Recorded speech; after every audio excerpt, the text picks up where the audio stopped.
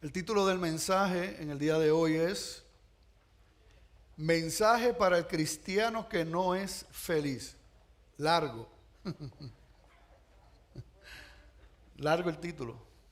¿Habrá alguna persona que está con nosotros por primera vez en la iglesia bautista de Glenview por primera vez y levanta su mano para poderle saludar? ¿Habrá alguien que está por primera vez? Bueno, pues continuamos. Mensaje para el cristiano que no es feliz. Y ese título, ¿verdad? Puede que a algunos como que les suene extraño.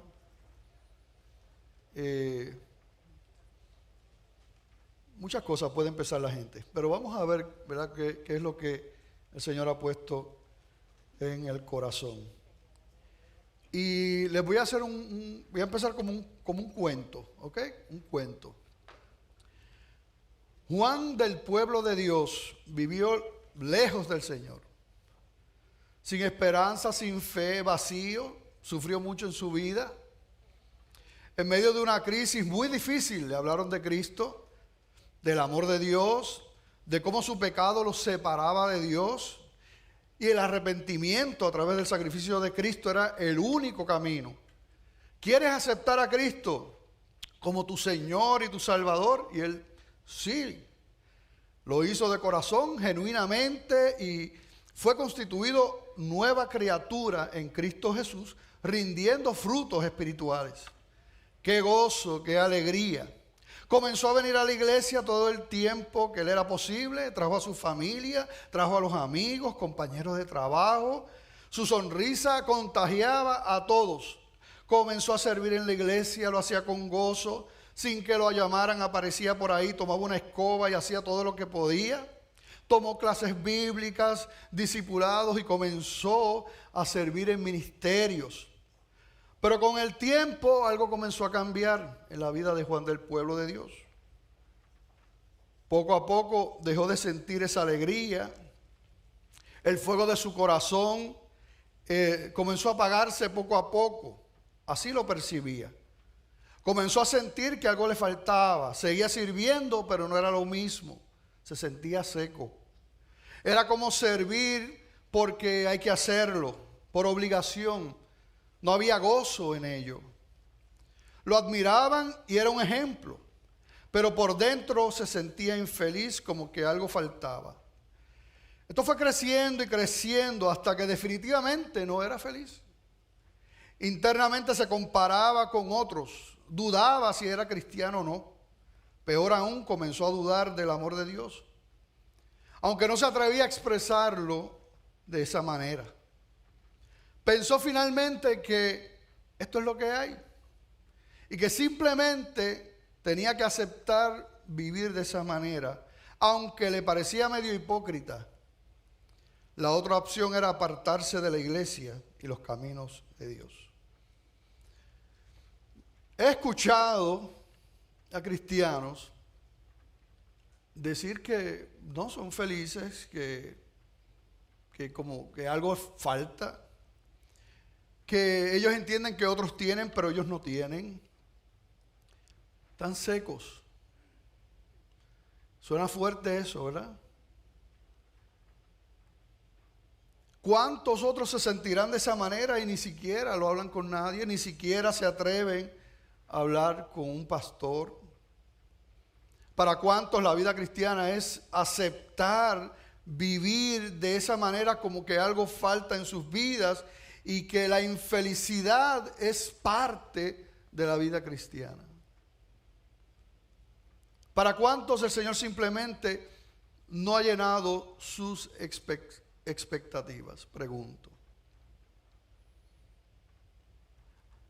Hay creyentes sin duda, ¿verdad?, que ante las situaciones que tienen que enfrentar en su vida y las luchas que tienen que enfrentar en su mente, las luchas que tienen que enfrentar con sus emociones, sienten que no pueden más, que están a punto de desmayar.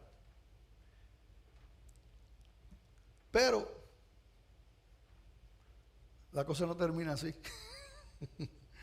Vamos a buscar en Hebreos 12:3 y nos ponemos de pie en reverencia a la palabra del Señor.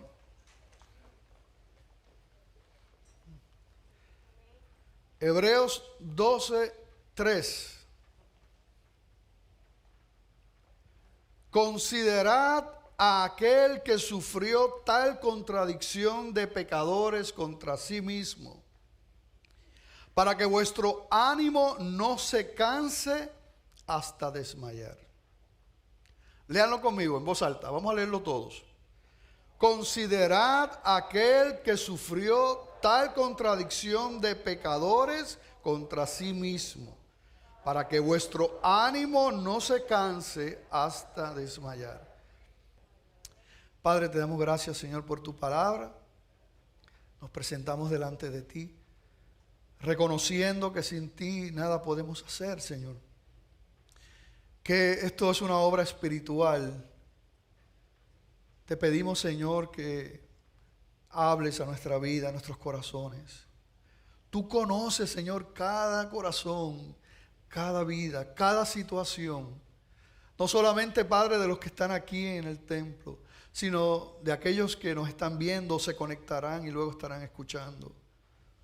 Nos presentamos a ti, Señor, y te pedimos que toques sus vidas en el nombre de Jesús. Amén. Me gustaría este versículo, Hebreos 12:3, virarlo al revés y ver qué nos dice la palabra del Señor ahí. Si lo fuéramos a virar, empezar de atrás para adelante, podríamos decir algo así: para que tu ánimo no se canse hasta desmayar, considera a aquel que sufrió tal contradicción de pecadores contra sí mismo.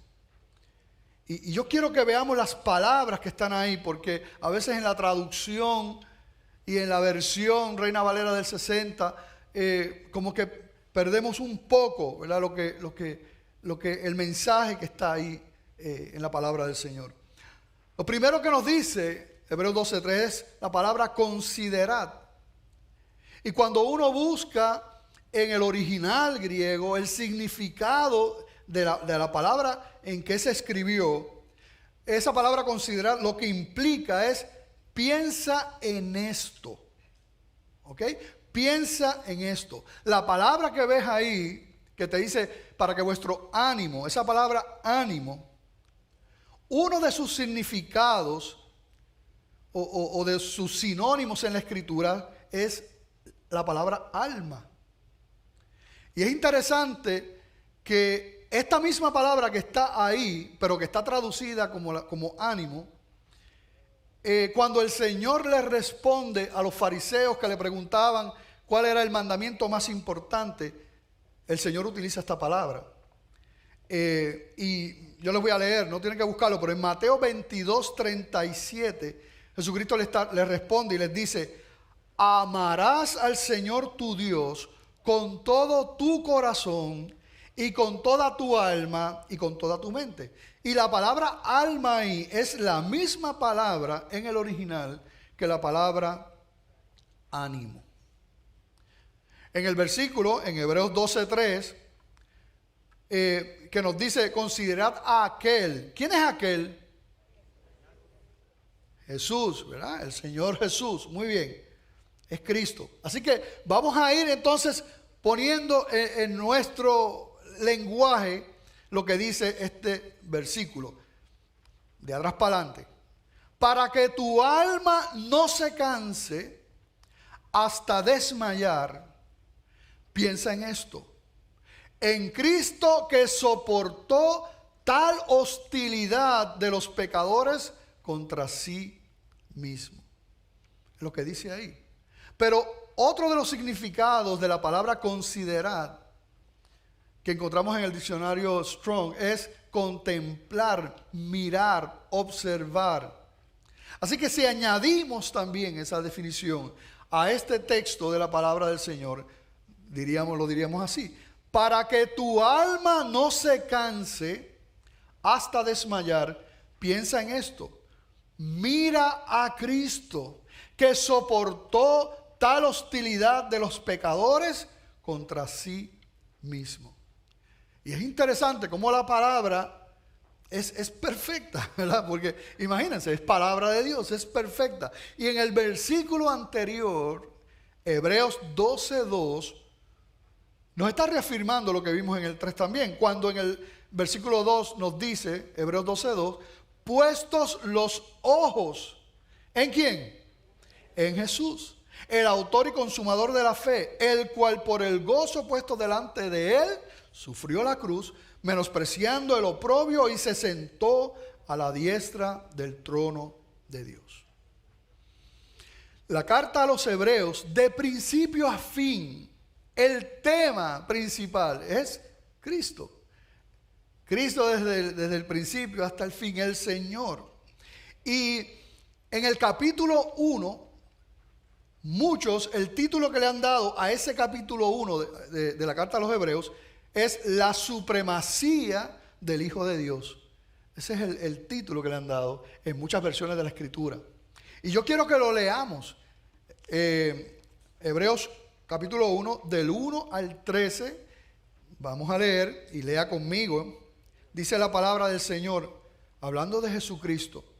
Dios, habiendo hablado muchas veces y de muchas maneras en otro tiempo a los padres por los profetas, en estos postreros días nos ha hablado por el Hijo, a quien constituyó heredero de todo y por quien asimismo hizo el universo, el cual, siendo el resplandor de su gloria y la imagen misma de su sustancia, y quien sustenta todas las cosas con la palabra de su poder, habiendo efectuado la purificación de nuestros pecados por medio de sí mismo, se sentó a la diestra de la majestad en las alturas, hecho tanto superior a los ángeles, cuanto heredó más excelente nombre que ellos.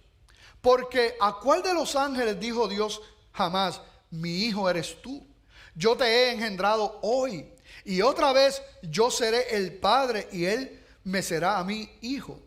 Y otra vez, cuando introduce al primogénito en el mundo, que es Jesucristo, dice, adórenle todos los ángeles de Dios. Ciertamente de los ángeles dice, el que hace a sus ángeles espíritus y a sus ministros llama de fuego. Más del Hijo dice, tu trono, oh Dios, por el siglo del siglo, cetro de equidad es el cetro de tu reino. Está hablando el Padre del Hijo y dice, repito ese versículo 8, el Padre hablando del Hijo, tu trono, oh Dios, por el siglo del siglo, cetro de equidad es el cetro de tu reino. Has amado la justicia y aborrecido la maldad, por lo cual te ungió Dios, el Dios tuyo, con óleo de alegría más que a tus compañeros. Y tú, oh Señor, en el principio fundaste la tierra y los cielos son obra de tus manos. Ellos perecerán, mas tú permaneces, y todos ellos se envejecerán como una vestidura, y como un vestido los envolverás y serán mudados, pero tú eres el mismo, y tus años no acabarán. Pues, ¿a cuál de los ángeles dijo Dios jamás, siéntate a mi diestra hasta que ponga a tus enemigos por estrado de tus pies? La supremacía del Hijo de Dios. Lo contrario, porque quizás cuando uno vio el título del mensaje,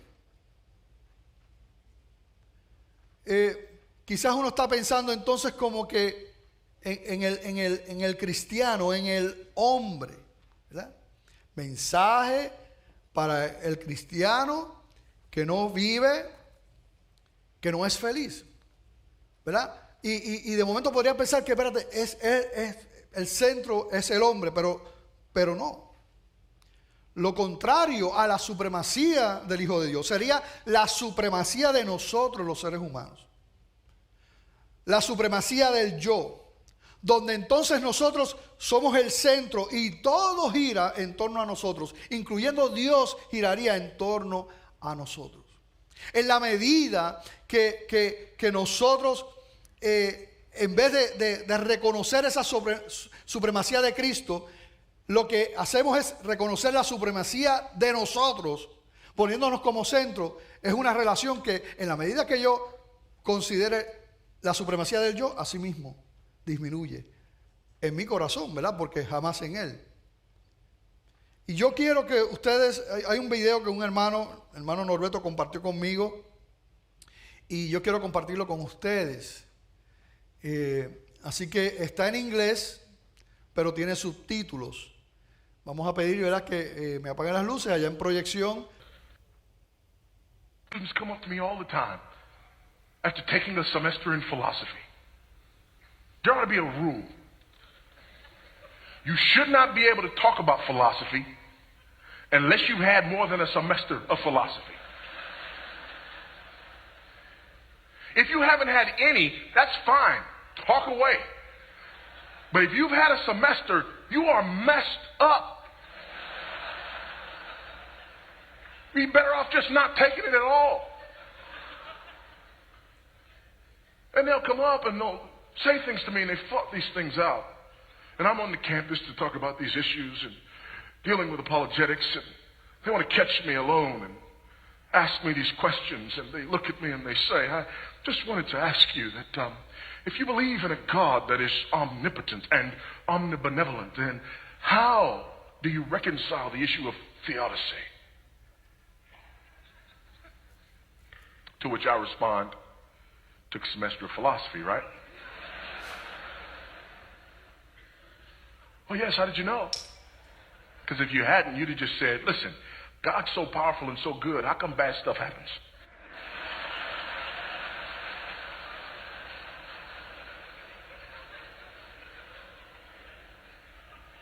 I will answer your question when you ask it properly.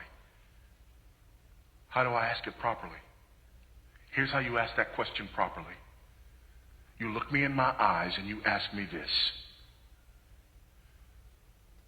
How on earth can a holy and righteous God know what I did and thought and said on yesterday and not kill me in my sleep last night? You ask it that way and we can talk. But until you ask the question that way, you don't understand the issue. Until you ask the question that way, you believe the problem is out there.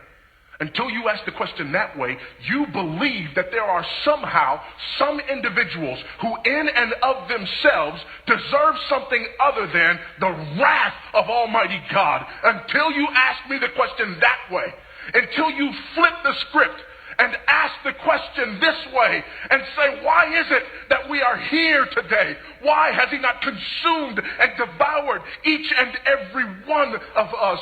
Why, oh God, does your judgment and your wrath tarry? When you ask it that way, you understand the issue. When you ask it the other way, you believe in the supremacy of man. How dare God not employ his power on behalf of almighty man? You flip the question around and you believe in the supremacy of Christ. How dare I steal his air? Because the last breath I took, I borrowed it from him. And I'm never going to give it back. And when you borrow something and never give it back, you're stealing.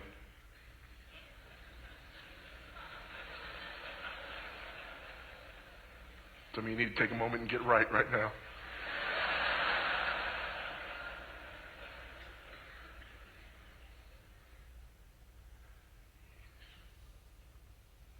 The problem is me. The problem is the fact that I do not acknowledge the supremacy of Christ in truth. The problem is I start with me as the measure of all things.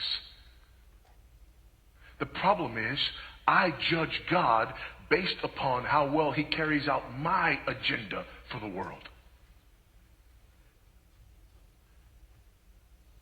And I believe in the supremacy of me in truth. And as a result, I want a God who is omnipotent but not sovereign. If I have a God who is omnipotent but not sovereign, I can wield his power. But if my God is both omnipotent and and sovereign. I am at his mercy. Amén. Pueden prender las luces. Wow.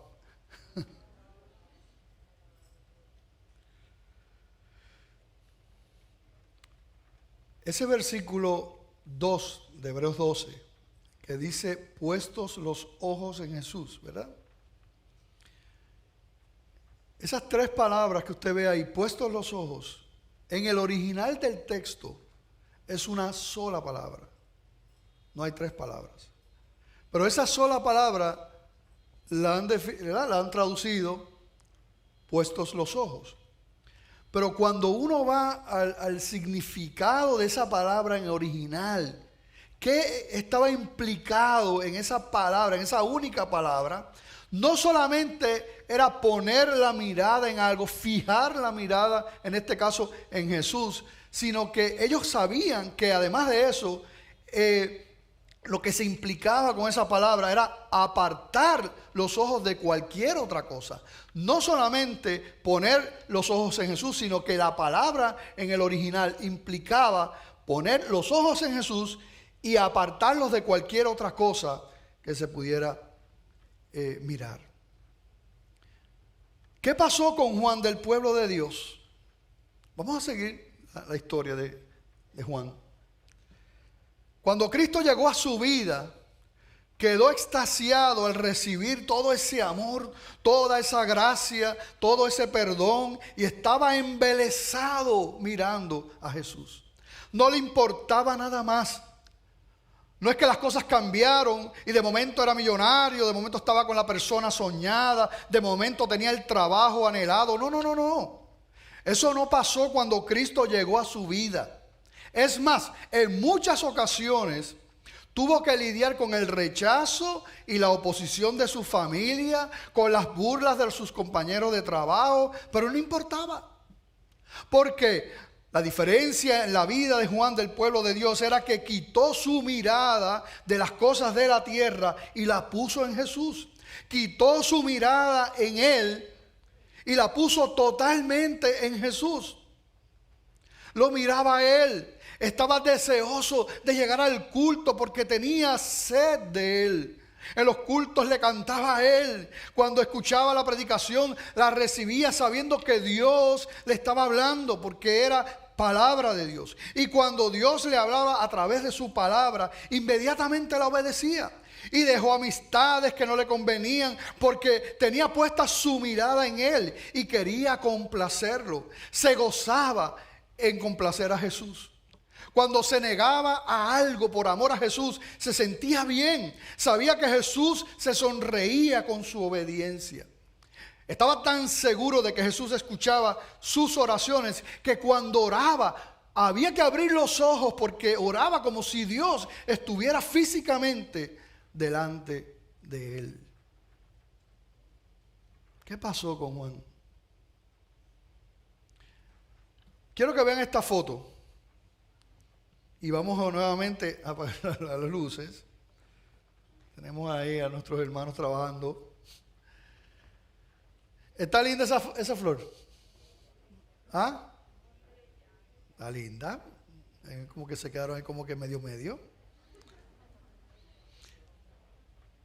¿Saben cuál flor es esa? Porque yo no sé. Ok. Pero mire el punto. Cómo el Señor nos crea a nosotros con la capacidad de enfocar. Pero cuando uno enfoca un objeto al frente, un punto, entonces lo que está detrás, ¿cómo se ve? Por ejemplo, ¿cómo se ve la flor al frente? Se ve bien, ¿verdad que sí? Pero ¿cómo se ven las que están allá atrás? Borrosas, desenfocadas. Y no lo tengo al revés, pero si se enfoca atrás, entonces se desenfoca la flor de al frente. Está bien, puedes prender las luces. Juan del pueblo, en algún momento de su caminar con el Señor, con Cristo, quitó su mirada de Jesús y la puso en lo que no tenía y en lo que no quería. Cuando eso ocurre y uno quita la mirada del Señor, entonces todo lo que está del Señor se distorsiona. Porque según ustedes vieron ahí, que la parte de atrás estaba borrosa, cuando uno deja de mirar al Señor, entonces lo otro toma otra perspectiva y el Señor Jesús entonces se distorsiona. Poco a poco, la insatisfacción por no tener lo que quería y la insatisfacción por tener lo que no quería, poco a poco la insatisfacción por no tener lo que quería y la insatisfacción por tener lo que no quería encontró lugar en ese corazón carnal y pecaminoso y engañoso que dice la Escritura que tenemos todos. De ahí en adelante las cosas fueron cayendo como caen las fichas del dominó, una a una. Comienza el juicio.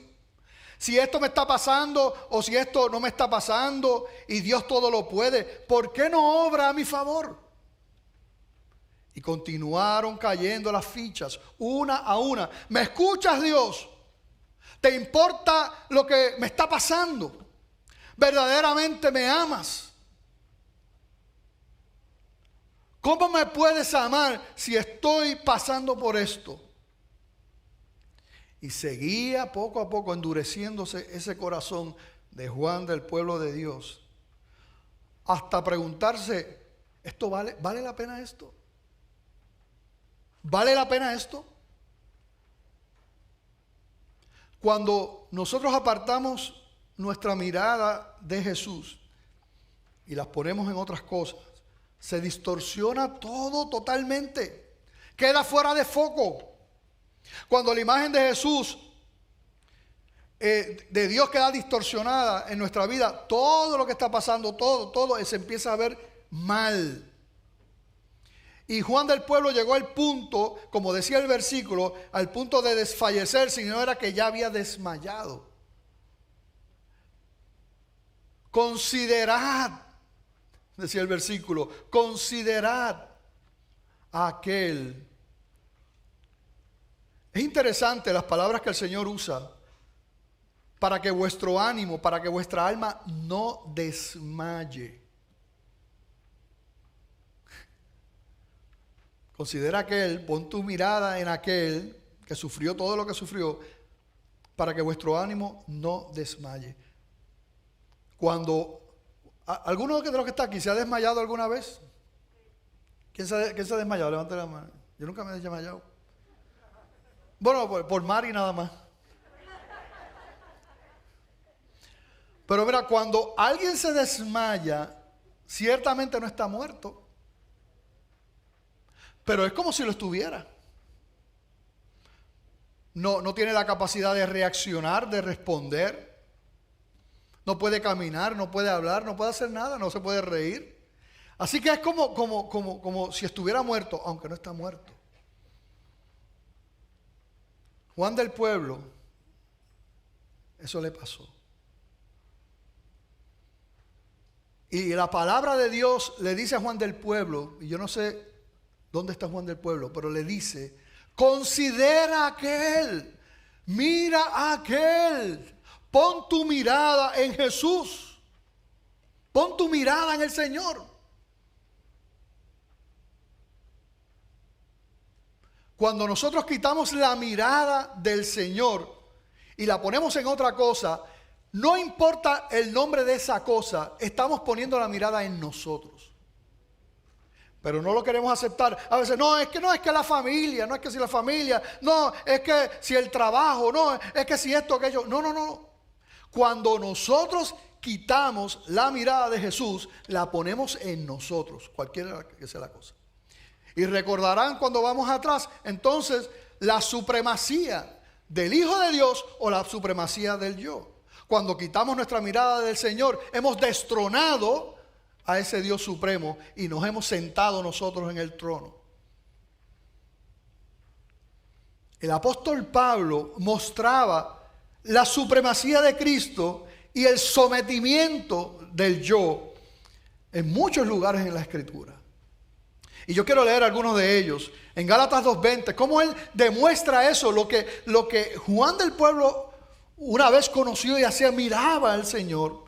Y entonces ese yo estaba sometido al Señor.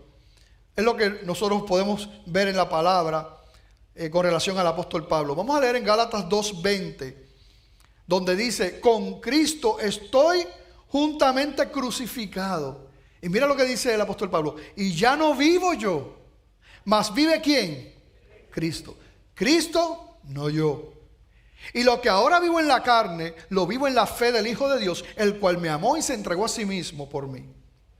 En Colosenses 3, del 1 de adelante, el apóstol Pablo lo expresa de esta manera: pues si pues habéis resucitado con Cristo, buscad las cosas de arriba, donde está Cristo sentado a la diestra de Dios. Poned la mira en las cosas de arriba, no en las de la tierra. Porque habéis muerto y vuestra vida está escondida con Cristo en Dios. Lo mismo. Cristo versus el yo.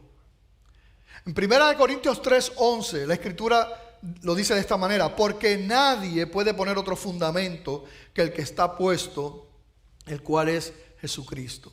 Y aunque ahí está hablando, ¿verdad?, de las obras de la ley, que la salvación es por gracia y demás, pero implica todo. O sea, nadie puede poner otro fundamento. No podemos poner otro fundamento. Es Cristo solamente. Y cuando sacamos a Cristo de ese fundamento, cuando dejamos de mirarlo a Él, todo se distorsiona todo. Por eso es que el Señor de manera enfática dice: considerad aquel, contempla, mira, y nos dice: puestos los ojos en Jesús, fija los ojos en Jesús, pero no mires nada más. Cuando quitamos la mirada de Jesús y la ponemos en nosotros, mira lo que se distorsiona. Se distorsiona la capacidad de poder interpretar las cosas de manera correcta. Y la manera correcta es la manera bíblica.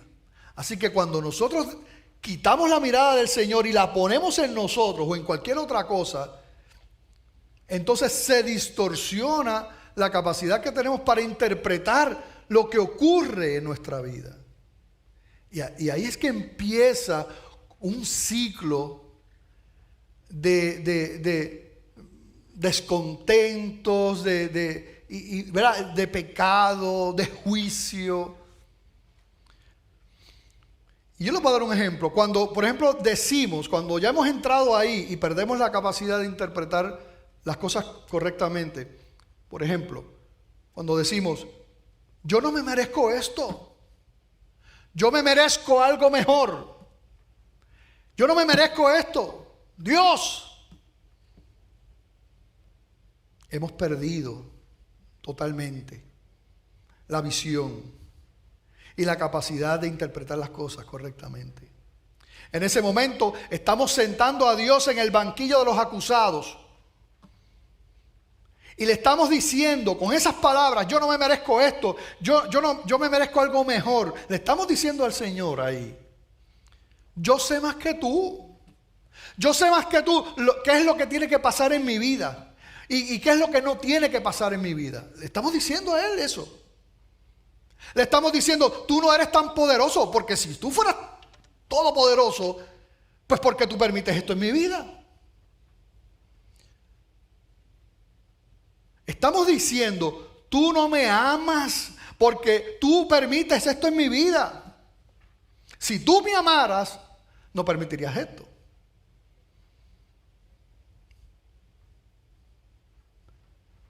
¿Por qué me castigas, Señor? ¿Por qué esta prueba tan dura? Todo es juicio y condenación. Se ha distorsionado la visión, la capacidad de interpretar lo que está ocurriendo en nuestra vida. Totalmente se distorsiona. Ciertamente no merecemos esto o aquello, porque lo que sí merecemos es la condenación eterna. Lo que sí merecemos es sufrir el tormento eterno en el infierno. Lo que sí merecemos es la ira de Dios y ser consumido por nuestras transgresiones y nuestras maldades y nuestros pecados. Porque nosotros Pecábamos antes de conocer al Señor y después que hemos conocido al Señor también pecamos.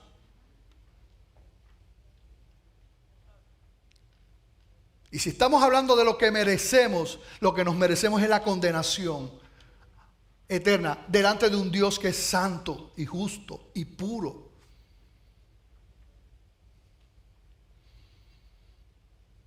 Eso se llama, ¿tú sabes qué? Justicia. Y la gente muchas veces habla de la injusticia de Dios aplicándola a la misericordia. Pero justicia es eso. La paga del pecado es muerte. Es lo que nos merecemos. Y el Señor es tan bueno que toma esa ira, o sea, toda esa ira de Dios por causa del pecado de los escogidos.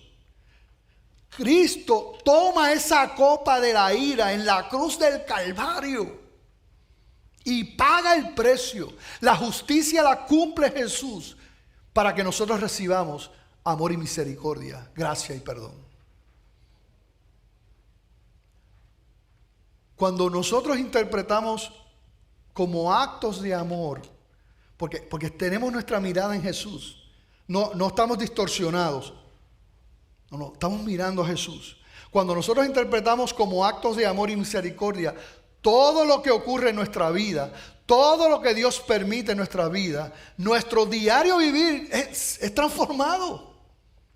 Experimentamos un nuevo gozo, aquel gozo del primer amor que Juan experimentó porque está mirando a Jesús. Y entonces todo lo que ocurre en su vida, cuando está con la perspectiva correcta, todo lo ve como lo que es para un hijo de Dios: un acto de gracia, un acto de misericordia, un acto de amor.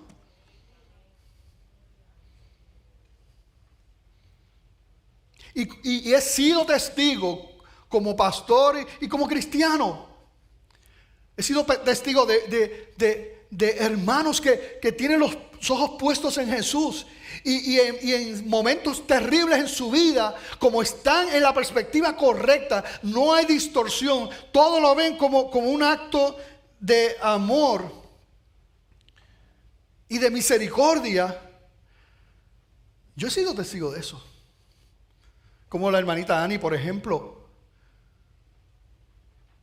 Cuando el médico le dice que su hijo de 5 años murió por cáncer, las palabras que salieron de su boca de esa hermana fue: gracias, Señor. Porque veía ese momento con la perspectiva correcta, con el enfoque correcto en Jesús, y aún eso lo veía como lo que es un acto de amor y de misericordia sobre mi vida. Puede ser doloroso. El tema no es que un cristiano no puede estar triste. Jesucristo lloró porque estaba triste ante la circunstancia de lo que estaba pasando con la muerte de Lázaro, y cuando él vio a sus hermanas y todo, lloró. No estamos hablando de eso. Estamos hablando cuando un cristiano decide entregar su gozo y su felicidad en manos de las circunstancias y aparta su mirada del Señor y lo hace su habitación, la tristeza. De eso es que estamos hablando.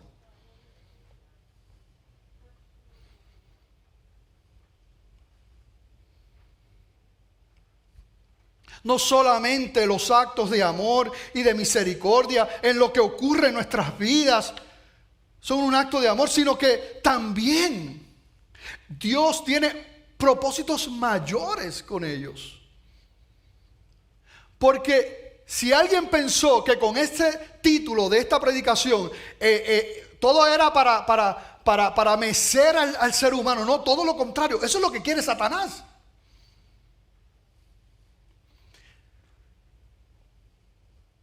Pero no solamente son actos de amor y de misericordia, sino que hay propósitos mayores. La gloria de Dios es mayor que aún ese acto de misericordia y amor sobre mi vida. La gloria de Dios, el reino del Señor, el establecimiento del reino de Dios aquí en la tierra son cosas mayores todavía. Y el apóstol Pablo lo entendía muy bien y lo expresaba muy bien. Y yo quiero que ustedes lean conmigo en 2 Corintios capítulo 4 del 7 en adelante.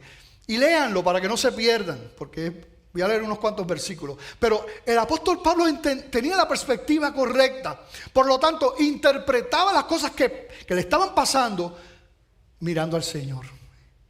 Y había deleite aún en medio de todo lo terrible que estaba pasando. Porque él entendía que el evangelio no se trataba del apóstol Pablo. El evangelio no se trata de mí. Pero muchos cristianos pretenden que el evangelio se trate de ellos. Y por eso viven de esa manera. 2 Corintios 4:7, el apóstol Pablo dice: pero tenemos este tesoro en vasos de barro para que la excelencia del poder sea de Dios y no de nosotros. Que estamos atribulados en todo, mas no angustiados, en apuros, mas no desesperados, perseguidos, mas no desamparados, derribados, pero no destruidos. Mira todo lo que estaba pasando este hombre de Dios, llevando en el cuerpo siempre por todas partes la muerte de Jesús, para que también la vida de Jesús se manifieste en nuestros cuerpos. Porque nosotros que vivimos siempre estamos entregados a muerte por causa de Jesús, para que también la vida de Jesús se manifieste en nuestra carne mortal. De manera que la muerte actúa en nosotros y en ustedes, la vida. Pero teniendo el mismo espíritu de fe, conforme a lo escrito, a lo que está escrito: creí, por lo cual hablé. Nosotros también creemos, por lo cual también hablamos, sabiendo que el que resucitó al Señor Jesús, a nosotros también nos resucitará con Jesús y nos presentará juntamente con vosotros. Él estaba mirando correctamente. ¿Qué es lo más que nos pueden? Nos van a matar. El Señor nos resucitará. Versículo 15: porque todas estas cosas padecemos por amor a vosotros, para que abundando la gracia por medio de muchos, la acción de gracia sobreabunde para gloria de Dios. Por tanto, no desmayamos. Antes, aunque nuestro hombre exterior se va desgastando, el interior no obstante se renueva de día en día. Porque esta leve tribulación momentánea, mira cómo él le llama todo eso que está pasando. Y yo quiero que ustedes lo repitan conmigo, vamos. Porque esta leve tribulación momentánea.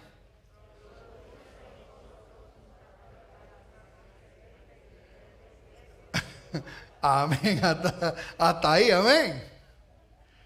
Leve tribulación momentánea. ¿Qué produce?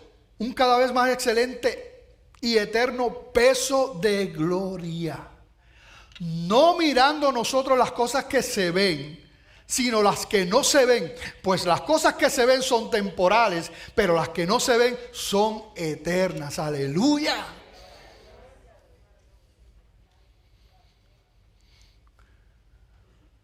No sé si decir el nombre de este hombre del 1648. Lo dije en inglés y me miraron raro esta mañana. Pero voy a decir más que el nombre de pila. Jeremiah, ¿ok? Él dijo lo siguiente en el 1648. No es el resultado de un temperamento naturalmente feliz, ni tampoco es el resultado de escapar de la realidad. La felicidad cristiana es mucho más que un intento de no preocuparse, porque contiene un elemento positivo. El creyente quiere estar feliz porque eso glorificará a Dios. Qué hermoso eso. No levante su mano, pero ¿cuántos de los que están aquí quieren estar feliz con lo que eso implica y lo que hemos hablado? Porque con eso quieren glorificar a Dios. Este mundo es un mundo caído, aquí lo decimos muchas veces. No está diseñado para hacernos felices. No está diseñado para llenarnos. Sencillamente este mundo no tiene la capacidad de hacer eso. Si nuestra esperanza es esa, siempre vamos a tener razones para estar tristes, descontentos, insatisfechos. ¿Y tú sabes qué? En un terreno así es fértil para Satanás sembrar la mentira y la amargura. Juan del Pueblo se arrepintió. Se arrepintió de haber quitado su mirada de Jesús y entendió unas cosas claramente. Dios me amó y me ama eternamente. Nada ni nadie cambiará eso. Entendió que todo lo que pase en su vida es un acto de amor y de misericordia. Entendió que el Evangelio no se trata de él, sino de la gloria de Dios. Dios me ha llamado a propósitos espirituales y eternos, entendió. Entendió que este mundo no lo puede hacer feliz. Mira, el gozo, que es un fruto del Espíritu Santo, eso solamente lo puede dar Dios. Solamente Dios. La gente sigue creyendo las mentiras de Satanás. Si tú tienes chavo, vas a ser feliz. Llegan los chavos y lo mismo. Al principio es una ilusión, pero después lo mismo. Si tú estuvieras casado, jamón o jamona, serías feliz. Llega y dice, Dios mío, perdóname.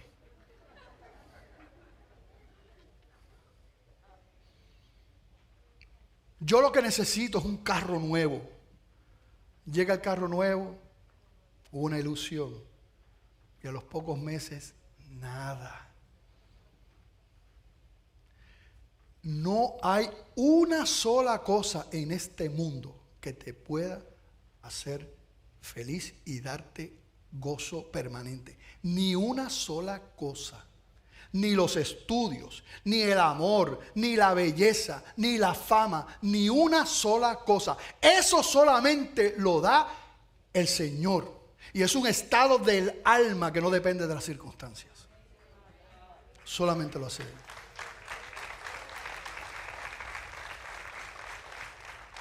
Juan entendió que este mundo no es amigo de él, ni tampoco es amigo de los hijos de Dios. Juan entendió que en este mundo es un forastero y que en este mundo hay tribulación. Pero entendió también que en el mundo venidero, el que le espera, allí sí es ciudadano y allí nunca habrá tribulación.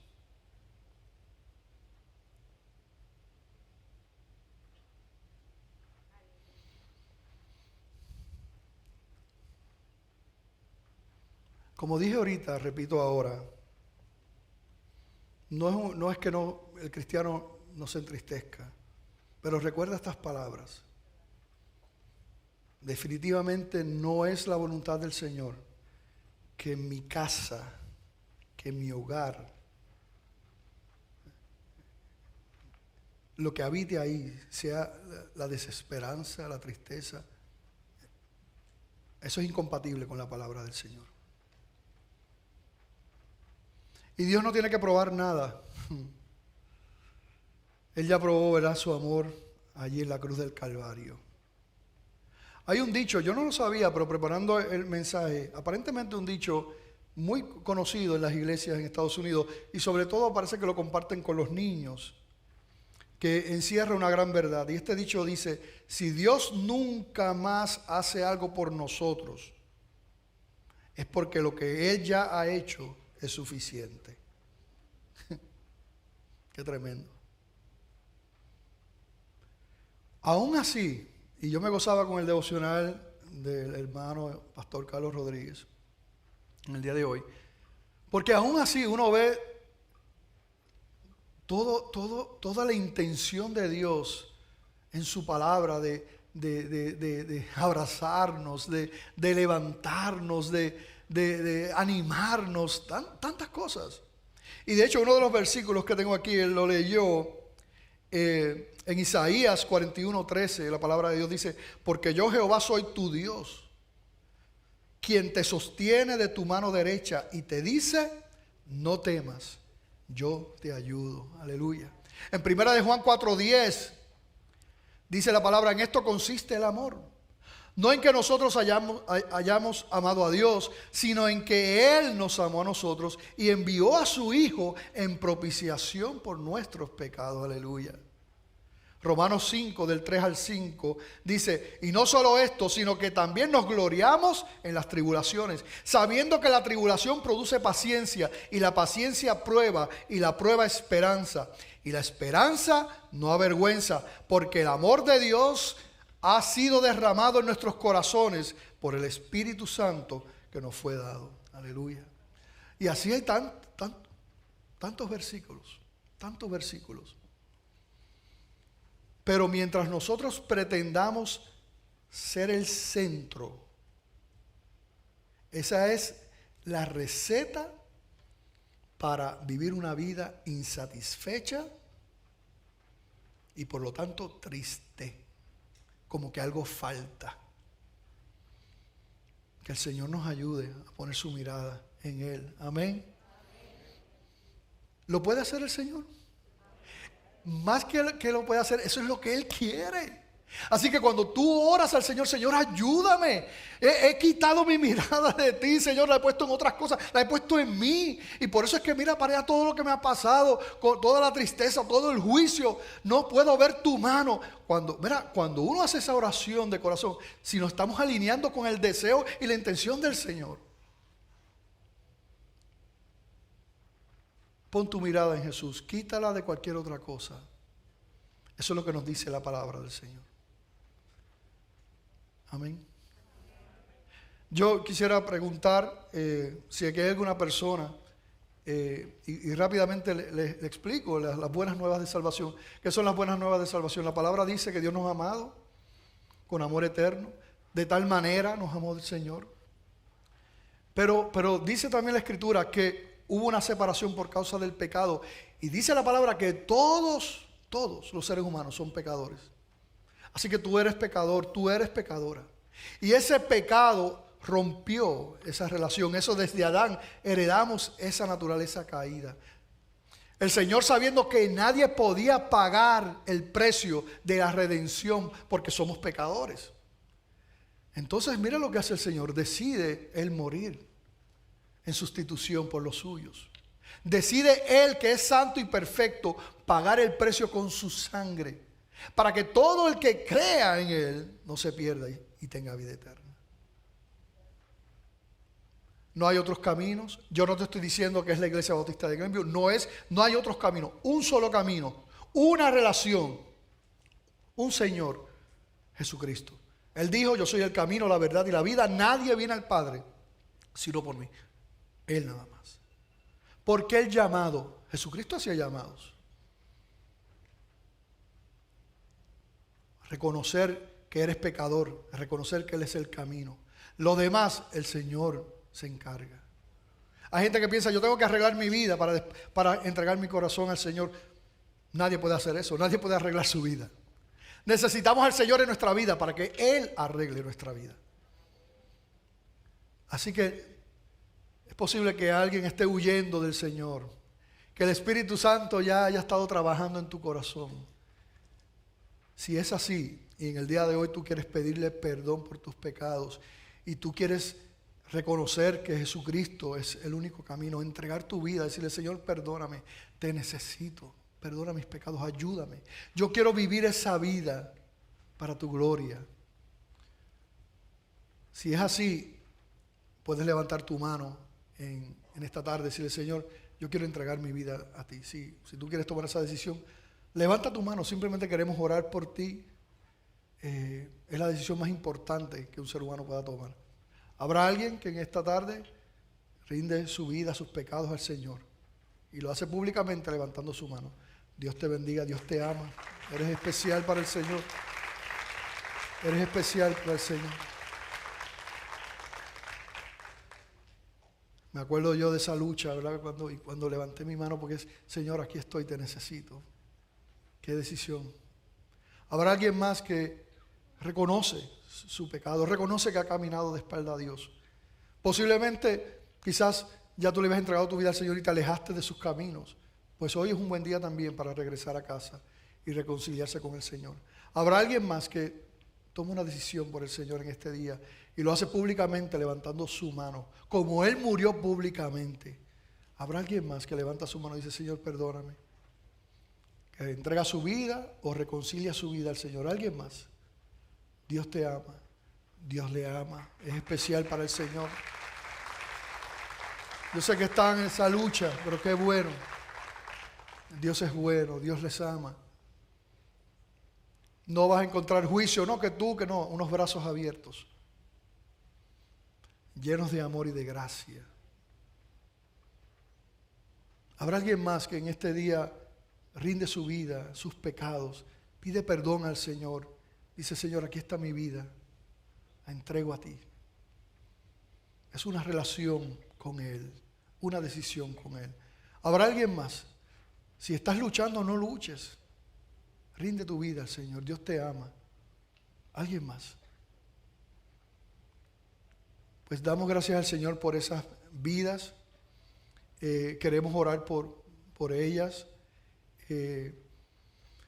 Así que le vamos a pedir que se pongan de pie un momentito ahí donde están y vamos a orar. Luego se le va a acercar unos hermanos de la iglesia, unas hermanas, porque le queremos entregar algo. Pero las personas que tomaron decisión, queremos orar por ellas. Así que damos gracias a Dios. Vamos a orar, hermanos. Padre, te damos gracias, Señor, por estas vidas, que en este día, Señor, toman esta decisión. Las presentamos a ti y te damos gracias. Tú conoces su corazón y la obra es tuya, Señor. Gracias, Padre, por ella.